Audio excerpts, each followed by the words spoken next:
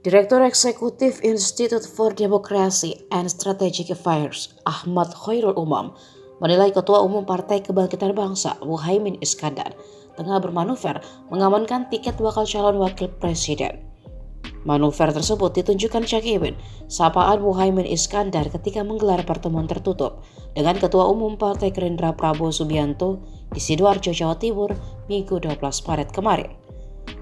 Pertemuan ini terjadi tak lama setelah mencuatnya wacana duet Prabowo bersama Gubernur Jawa Tengah, Ganjar Pranowo, di pemilihan Presiden 2024. Umam meyakini bahwa manuver Cak Imin berkaitan langsung dengan manuver Prabowo dan Ganjar yang belakangan diisukan akan berduet di Pilpres 2024. Menurutnya, langkah cepat Cak Imin tersebut dilakukan sebagai upaya mendapatkan klarifikasi sekaligus langkah mitigasi agar dirinya tidak kena prank koalisi dari Gerindra.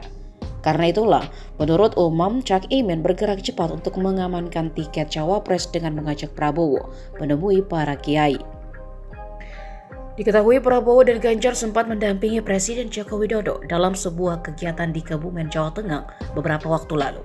Spekulasi perihal wacana duet di Pilpres 2024 pun muncul setelah Prabowo dan Ganjar kompak mendampingi Jokowi.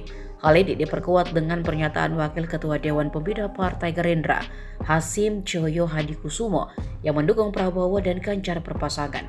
Namun demikian, Hasim menuturkan Ganjar mesti menjadi cawapres karena Prabowo figur politisi yang lebih senior dan memiliki lebih banyak pengalaman.